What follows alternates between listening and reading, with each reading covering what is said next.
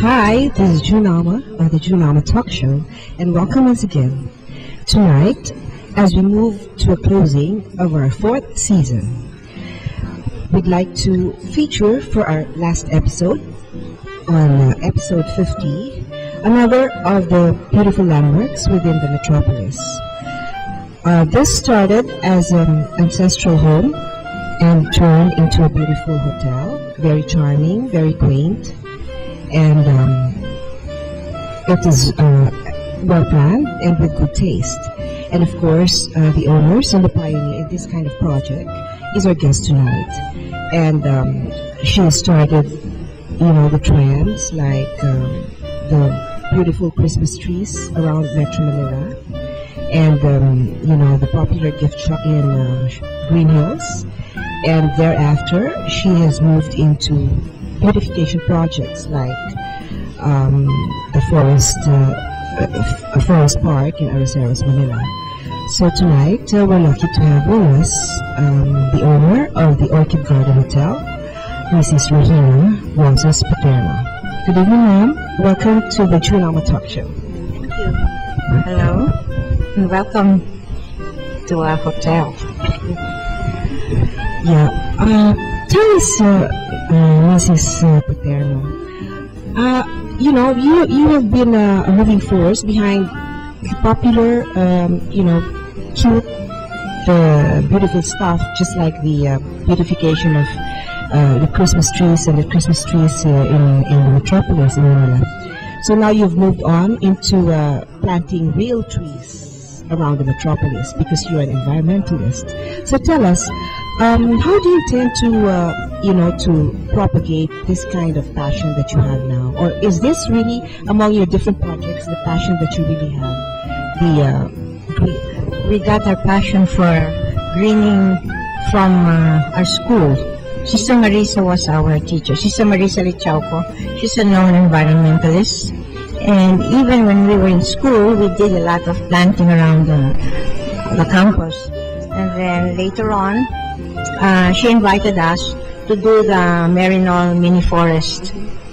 And then later on, I went into business, and then I retired in 2004 and decided to go full blast into the environment. Actually, we had started earlier in 1992 with Mrs. Ramos. We joined the Clean and Green program, and we started planting all over. But we decided that it would be better if we concentrated in one area, which was the Arroceros lot that used to be the decks. Like you said, your mother used to work there. Yes. Mona Balisno, right? Well, anyway, so it was like a jungle at that time, but there were 150 trees that were more than 100 years old. So it was the perfect place. So Mayor Lim offered it to us if we wanted to make it into a mini forest, because he wanted it also for educational reasons for the people of Manila, for the students, to have a place where they could learn how to appreciate nature. So we started, we had a fundraising in Malacanang with Mrs. Ramos, and we were able to get the seed money. So when we were ready for that, we did some research. We went to Los Baños, and then we went to the Araneta School of Agriculture, and then we started researching. Then Sister Marisa was mentoring us, and so when we were ready, then we started the first plant. That was already in 1994. We actually began 1992, but by the time we were ready for the first planting, it was 1994. So from there, we watched it grow, and we would go there once a week, then later on once a month. And then one day, we came into some trouble because the city of Manila, under the new mayor, it was then Atienza, because Mayor Lim had ran for the president. So the new mayor was then Atienza. He wanted to do something else with it. Of course, we put up a fight, and eventually we even went to as far as having a lawsuit. But before that was resolved, Mayor Lim was the mayor again. And so he gave the place back to the group to work on. That's the Winner Foundation. That's the group of Mrs. Ramos. And so with this group of ladies, then we continued again. And from then on, we managed to keep it alive and restore it, because during that time, when they built that school there, they got about 2,000 square meters of the lot. It was all destroyed because of the construction. So we had to start from scratch. And now, you've been there, it's quite okay again. And we get a lot of students that go there from the schools of Manila, like De La Salle Benilde, Sambeda, Polytechnic, all kinds of students, and they go to help. Hello, on the Regina Talk Show. Welcome once again. So to continue from our discussion, we have our special guest tonight, Regina Roces Paterno, who is very much involved in the forest park in Arroceros. So, okay, ma'am, you were talking about, the schools that were getting involved at the Arroceros Forest Park. And I was there last Earth Day, and it's a very nice, breathing area for the metropolis. But I just want to, ask about, because I saw around, a lot of street children and a lot of vendors loitering around outside. And all of a sudden, also in the Ross Boulevard area, there were a lot of vendors sleeping there. And, it sort of pains our, systems that we see all these hungry Filipinos scattering around. So how do you propose that, a development like the Forest Park can multiply and contribute to, the development of the metropolis as well as global warming? Well, our purpose really is to spread the word that the environment is important for all of us.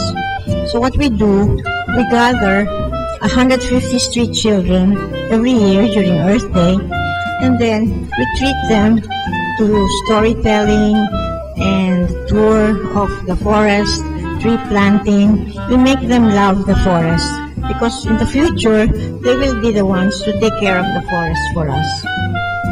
And we want it to be really friendly to everyone. We want everyone to feel welcome, to use the forest and to go there, because that's the reason that we put it actually, to benefit everyone. First, to tackle pollution, because the trees absorb all the carbon dioxide, and then to also give a place where the people from Manila will have a respite, a place for resting, and then education for the future generation. So that's the whole point of the Earth Day. So do you intend to multiply this template? I mean, to have pockets of forest parks around the metropolis. At the same time, because our main thoroughfare, the EDSA, is like a concrete jungle. And I read somewhere that, for instance, in countries like Mexico, they have devised out a method whereby they grow plants onto the concrete poles in the highways. And, they have a special kind of soil whereby the plants can climb up and grow the roots. So that, and at the same time, these plants will give off the oxygen that's needed in the environment. So do you propose that later on, when you multiply the forest park, you can also plant in our highways? Well, the truth is, the group that started the forest park, we were then in our 50s, but now we're all in our 70s. So we really have to train a new generation like your group to take over. But as much as we can, we want to spread the word and encourage different groups to do little forests, even smaller ones, in their communities. Okay, so there you have it, folks. To support the greening of the metropolis, the Philippines, and the world. In the meantime, before I forget, Mrs. Paterno, because we both came from Marymount, and Marymount is known for being an environmentalist and propagating all this, working and harmonizing with nature, with all the forests, many forests that they have in the campuses. So, would you suggest that our school will also take the lead in, greening the city and the country? I think they're doing that because most of my friends they fix their gardens in the places where they live. I myself, when I transferred to the new subdivision where I moved into in the late 80s, one of the first things I did was to make a park. I worked together with a group that lived there, and then we put a park. So I think most of the girls from Miriam, that we're so used to having a forest in our campus, I think we should duplicate that. I think now Miriam has opened a school in Moo Valley, and one of the plans that they have is to put a mini forest there also.